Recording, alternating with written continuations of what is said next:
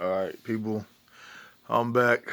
Um, I'm excited to do this video because I get to speak on a person who I grew up listening to as a kid, and this individual who, if most of y'all don't know, y'all should know, is Ice Cube.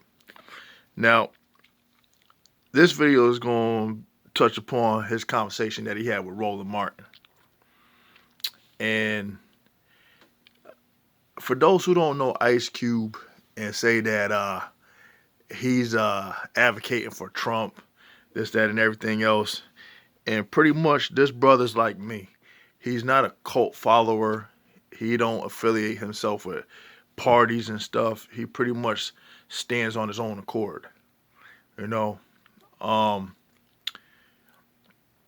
and he's very insightful in things that he takes a step back and observe. Um I know a couple of songs growing up, aside from the one that everybody knows, which is F the Police. But he has a video called Bird in the Hand. Another song I believe is off his Death Certificate album is Us. And that pretty much under under some criticism, but hard truths is hard truths, whether you want to accept it or not. Us pretty much like the verse that I can recall is when he started off saying, "Could you tell me who released our animal instinct?" And the white man sitting there tickle pink, laughing at us on the avenue, busting cats at each other's after having brew. We can't enjoy ourselves. We're too busy jealous at each other's wealth becoming up just in me. But the black community is full of envy. Too much backstabbing. While I look out the window, I see all the Japs grabbing every vacant lot in our neighborhood. Build a store and sell the goods to the counter of sips. To us poor niggas, nappy hair and big lips. That shit right there, that for those who could take a step back and look at the black community as a whole and see how we're broken down and how we're in such conflict amongst ourselves. And I said it in the video prior to this, it is beyond ridiculous.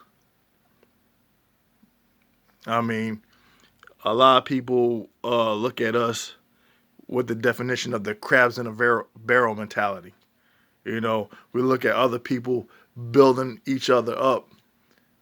When it comes to the Asian community, those for the most part in the white community, the Jewish community, and those you could say pretty much in the Hispanic community um and those in the Indian culture and stuff like that. Um, but when it comes to us, we're too busy tearing each other down, and that is our own downfall. It's like you either got the uppity Negroes that look down on the poor Negroes, or you got the poor Negroes that think certain black people are bougie, or if you're educated and things of that nature, then you ain't black enough, and depending on what party you choose, you either sell out or you're just brainwashed to be following this particular person that's selling you a dream that isn't gonna come true. It's just a mess. It's just a mess. But this conversation that Ice Cube had with Rowland Martin. Now, I'm gonna say this. I I'm a follower of Rowland Martin. I don't agree with everything that he has to point out or whatever because he's like one of those fast talkers, you know. And it's like one thing I noticed along with Cannon Owens, is that whenever they have somebody that is a guest of theirs and there's an issue that they're speaking on or there's questions that are asked that requires an answer or what have you, it's like the person that's controlling the flow of that debate or topic of discussion, which in this case is Roland Martin, barely gave Ice Cube a chance to speak. He's always like trying to cut somebody off or interrupt them and stuff like that before they can even get their train of thought out or a question completed and stuff. And it's like, well, damn. And Candace Owens, I've seen some of her interviews and stuff like that, and she does the same thing. And God forbid if someone has an opposing point of view that contradicts where they stand, it's like, nah. But Ice Cube, he wasn't having it. He had some legitimate questions. And the one that I like that stood out is that he said there were 7,000 black people that held high positions in what, Congress or the Senate or whatever, from like the 60s to this date. And where have they moved black people? Because we pretty much are stagnant while everyone else is elevated, you know? And I'm talking about people as a whole. I'm not talking about actors and athletes. I'm talking about the common folk. And for Ice Cube, like I said, he's established. He don't have to speak on us, but at the same token, he wasn't born with a silver spoon in his mouth. He can take a step back, say, okay, now that I've got to where I need to be in life, now I'm going to go back and use my position to try to help or push forth policies to better my people as a whole, because my people don't have the advantages that I have. He's been lucky, and he's been through some challenges himself. And anyone who knows the backstory behind his affiliation with NWA, to breaking from that group, to doing his solo career, to um, being sought out by John Singleton to do acting in movies such as Boys in the Hood and Higher Learning, and from there him doing his own movies and having his own production, Cube Vision and stuff like that. He's an entrepreneur, but the brother's smart, and not everybody has that path to follow like he did. But at the same token, he was about trying to like get talent that were pretty much, I don't want to say nameless, but underrated, so to speak. And pretty much, as you put the spotlight on certain people and they blew up. Well, some did, some didn't. But this whole thing with him being affiliated with Trump, he put it out there. He said, "Look, I went to both administrations. I went to the Trump administration, and as he stated, he never met Trump. He didn't go to the White House. He sat down with Biden administration, and put out the contract for black people. And Trump came up with his platinum plan, and Biden had his whatever rough draft of whatever he had his proposal for. And Ice Cube said, okay, there's things that they didn't really take from his contract because it was what they had. Ice Cube had no input in what their proposal was. But he made the effort to have that open dialogue, to have that discussion, to get the ball moving, and it kind of reminded me of going back watching the interview with Tupac when he sat down at one of these dinners with the NAACP, and he pretty much in a roundabout way put them on blast, saying, hey, you guys are sitting up here, having your fancy dinners and, saying that you're for the black community and stuff like that. I see you peeking. I see you peeking. I see you peeking. You don't have to apologize. But he said that people looked at him as being a leader, but he was still young. He was still a kid. He had to live his life. It should have been his responsibility to do what the people in that room, in that dinner, honoring him from the NAACP as a guest speaker when it was their jobs to go out doing what he's already doing. He said, I have to live my life, you know? And there's people that aren't taking responsibilities, but they are sitting in positions because they are, how should I say, just worried about their position. They're not worried about the people that they are supposed to represent. And that's the thing that Ice Cube has been pointing out.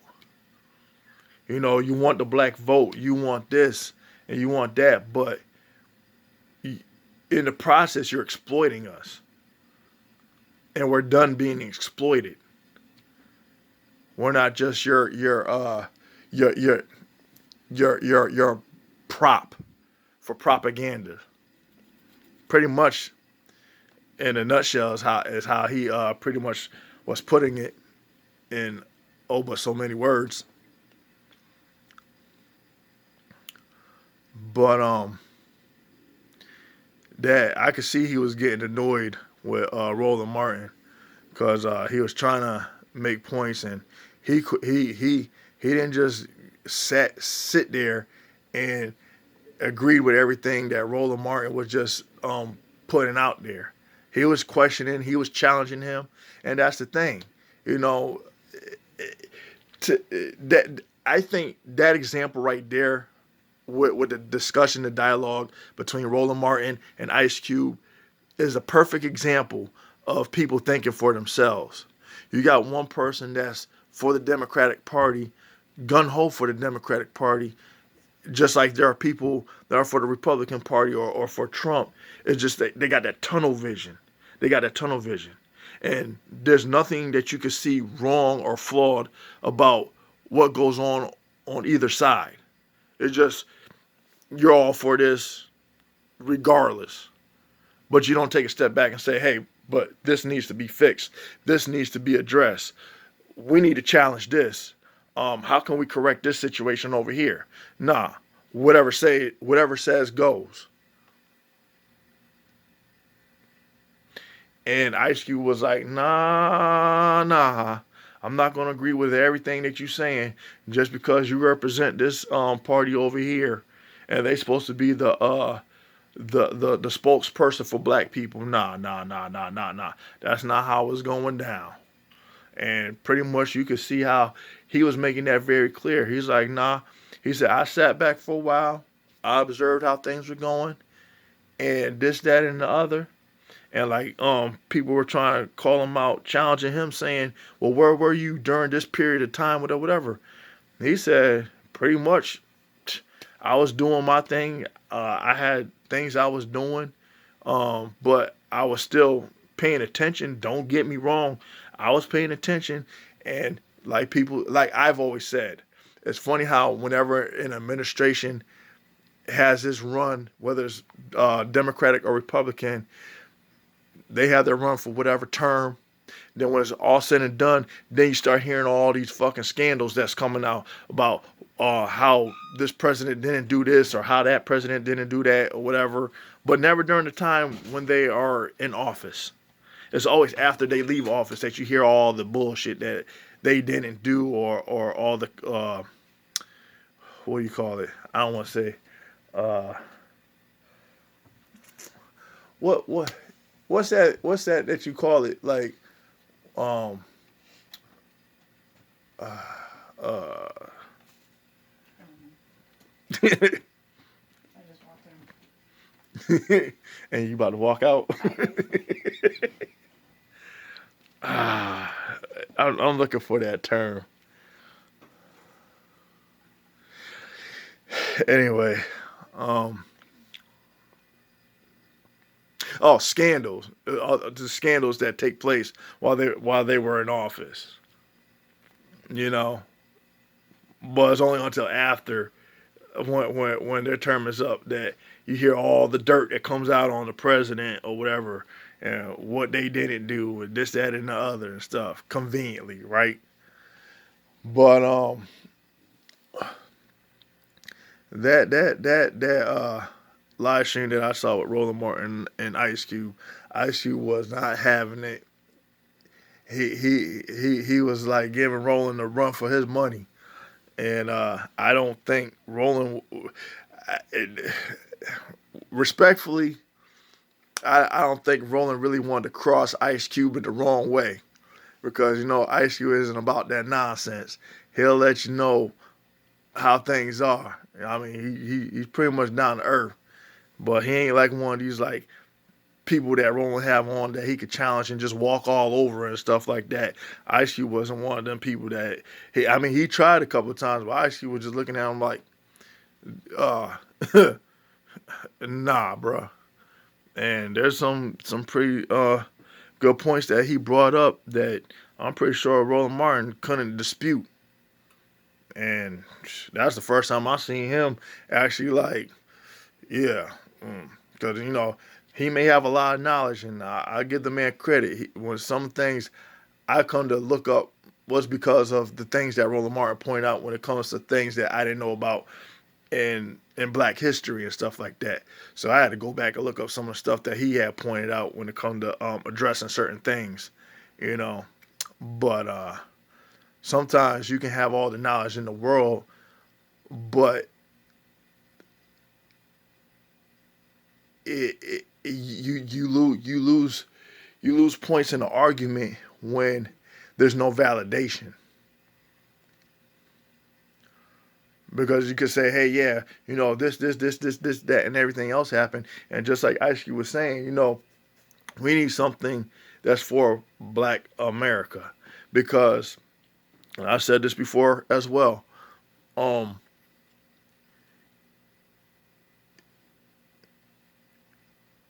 taking the Roland Martin route, when you look at the history of Black America and where we were and where we are today, and the sacrifices made, and the barriers we had to break down, and the laws that we had to change to include us, because you know,